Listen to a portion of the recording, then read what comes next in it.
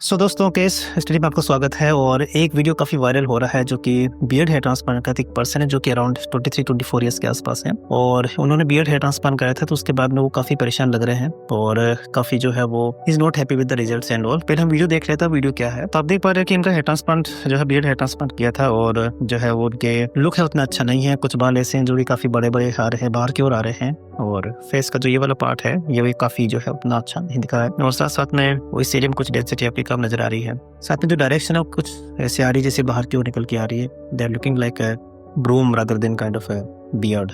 Okay, तो question ये होता है कि डॉक्टर वास्तव में क्या बियर्ड हेयर ट्रांसप्लांट उतना सक्सेसफुल नहीं होता है या फिर बियर्ड हेयर ट्रांसप्लांट में से क्या हुआ इसकी गलतियां जिसकी वजह से प्रॉब्लम हुई है। देखिए, बियर्ड हेयर ट्रांसप्लांट हो चाहे टेम्पल हेयर ट्रांसप्लांट हो या फिर आईब्रो हेयर ट्रांसप्लांट हो, ये कुछ एडवांस हेयर ट्रांसप्लांट के अंदर आते हैं और इसके लिए मान के चलिए कि इस पे डॉक्टर का एक्सपर्टीज होना बहुत ज्यादा जरूरी है, अदरवाइज ये कंडीशन बनने के चांसेस रहते हैं। किसी भी बियर्ड हेयर ट्रांसप्लांट या किसी भी हेयर ट्रांसप्लांट के लिए क्या होता है कि 2-3 बातों को ध्यान रखना होता है। मैं हमेशा बहुत बात करता हूँ 3D रूल की बात करता हूँ कि 3D रूल बंस आपका designing part, density and direction तीनों बिल्कुल ठीक होना जरूरी होता है। अगर इस केस की बात करें तो बेसिकली फर्स्ट जो हमें नोटिस होता है वो है आपका डिजाइन पार्ट। मीन्स आपका जो बियर्ड का डिजाइन है उतना अच्छा नहीं बनाता इनका। वो जो बियर्ड का बेसिकली डिजाइन होता है कुछ इस तरह का बनता है और वास्तव में मान के चलिए कि ये इतना ईजी नहीं है कि वो फेस टू फेस काफी वेरी करता है। तो फर्स्ट पार्ट तो ये इसमें बहुत बड़ी गलती होगी। सेकंड बात है कि इसका जो है आपका एक डेंसिटी वाला पार्ट। देखिए, फेस में क्या होता है कि दोनों फेस में बिल्कुल सिमेट्रिक डेंसिटी होना चाहिए और साथ साथ में एक एरिया के अंदर भी पूरे बाल आपके अच्छे से होना जरूरी होता है। ये बहुत ज्यादा इंपॉर्टेंट होता है। अगर हम बात करें स्काल्प के एरिया की तो स्काल्प के अंदर थोड़ा वेरिएशन चल सकता है। जैसे कि एग्जांपल हम फ्रंट वाला जो एरिया होता है वहाँ पे हम ज्यादा डेंसिटी देते हैं, लेकिन जो पीछे वाला एरिया होता है वहाँ पे थोड़ी कम डेंसिटी चल जाती है। लेकिन फेस के मामले में ऐसे बिल्कुल भी नहीं होता है। तो फेस के अंदर थोड़ी डेंसिटी कम होती है और साथ साथ में क्या होता है कि हमें इसको यूनिफॉर्मली बनाना होता है और जितना इधर बाल लगा रहे हैं उतना ही आपको इधर बाल हमें लगाना होता है ताकि फेस बिल्कुल सिमेट्रिकल दिखे हमें, है ना।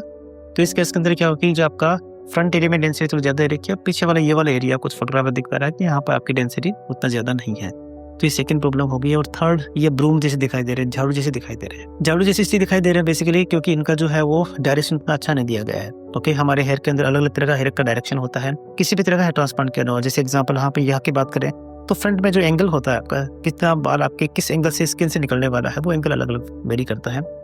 तो फ्रंट के जो एंगल होता है रफली मान के चलिए कि 15-20 डिग्री के आसपास हमें रखना होता है। इसके पीछे की बात हम 30 डिग्री के आसपास हम ले लेते हैं। लेकिन अगर हम बात करें बियर्ड के अंदर तो रफली मान के चलिए कि लेस देन 10 डिग्री के आसपास आपका जो है वो बियर्ड के अंदर हमारा एंगल रखना होता है ताकि हमारा जो हेयर है वो स्किन के साथ साथ निकलते रहे, एकदम से ये बाहर की ओर निकले जैसे कैसे निकाला हुआ है, राइट। ये तीनों इसकी प्रॉब्लम हो गई। जब क्वेश्चन आता है कि ये प्रॉब्लम सोल्व कैसे किया जाए, है ना।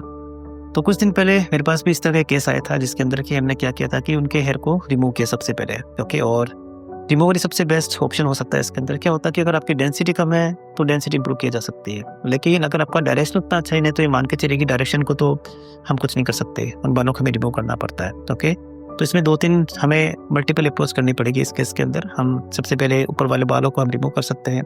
कुछ बाल जिनका लगता है कि आपका डेंसिटी कम है ज़्यादा कर सकते हैं। कुछ बाल ऐसे जिनका डायरेक्शन उतना अच्छा नहीं है उनको कम्प्लीटली रिमूव करना पड़ेगा। ओके, और उसके बाद में कुछ हद तक इम्प्रूवमेंट हो सकता है, कंप्लीट ये भी ठीक नहीं हो सकता। कुछ इस तरह से इस केस को में जो है वो हम इम्प्रूव कर सकते हैं। अगर आपको लगता है कि आप बियर्ड हेयर ट्रांसप्लांट करना चाहते हैं तो आप प्लीज़ बिल्कुल सोच समझ के कीजिए और जो भी लिमिटेशंस वगैरह हैं उनको ध्यान रखिए। बियर्ड हेयर ट्रांसप्लांट मैंने काफ़ी वीडियोज़ बनाए हैं तो उसको प्लीज़ आप जरूर देखिए।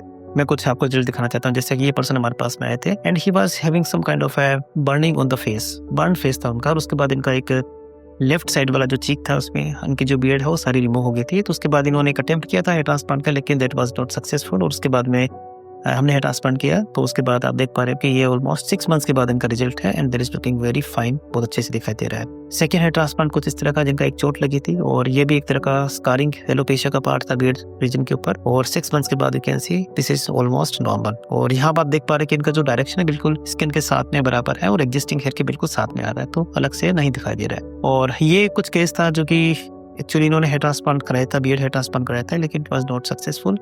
हमने काफ़ी बाल इनकी रिमूव किए और फिर से री हेयर ट्रांसप्लांट किया इनका, करेक्टिव हेयर ट्रांसप्लांट किए और उसके बाद आप देख पा रहे हो ये कुछ रिजल्ट है इनका, ठीक है, जो काफ़ी बेहतर दिखाई दे रहे हैं। इनका ये कंसर्न था कि हमें बाल यहाँ के बाल नहीं चाहिए, हमें बियर्ड के बाल चाहिए, तो बियर्ड के बाल ही लगाए गए थे। तो डेंसिटी कुछ कम है लेकिन आप लुक है ना, आप सिमेट्री दे रहे हैं, डेंसिटी कम दे रहे हैं, तो मान के चले कि फिर भी हमारा लुक बहुत अच्छा है। तो ये था आपका इस केस के बारे में। तो जानना ये आपको या समझना इस बात को ये है कि आप प्लीज़ कभी भी अपना हेयर ट्रांसप्लांट जल्दबाजी मत कीजिए, थोड़ा R&D कीजिए। ओके, और उसके बाद अपना बियर्ड हेयर ट्रांसप्लांट या फिर स्काल्प हेयर ट्रांसप्लांट कीजिए।